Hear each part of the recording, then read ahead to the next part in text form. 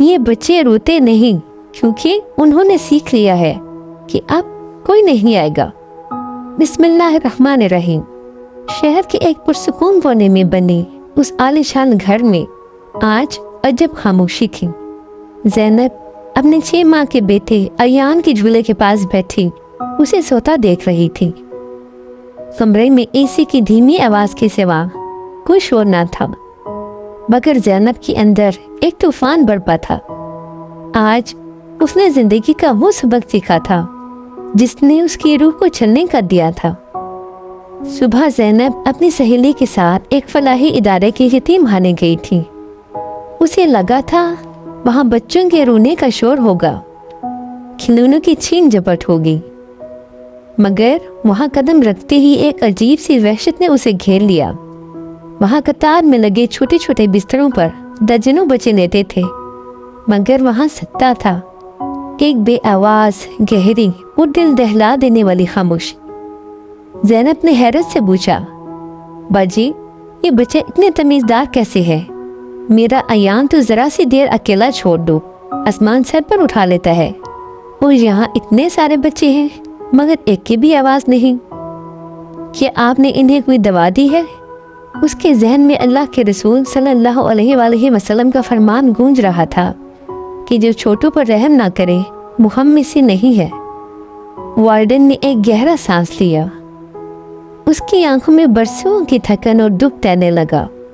उसने एक नन्हे से बच्चे की तरफ इशारा किया जो खाली नजरों से छत को तक रहा था, और कहा, बेटे यहाँ बच्चे दवाइयों से नहीं यकीन के टूट जाने से खामोश होते हैं।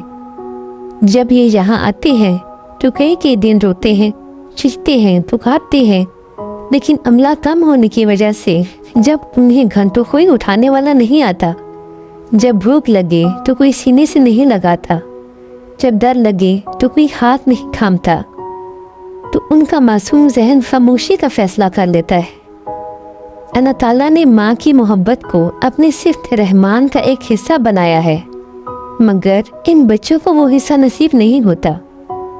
वो रुकी और ज़ैनब की आंखों में देखते हुए बोली, वो जान जाते हैं कि उनके रोने से अब कोई नहीं आएगा, इसलिए वो रोना छोड़ देते हैं। ये खामोशी तमीज़ नहीं है ज़ैनब, ये उनकी उम्मीद की मौत है।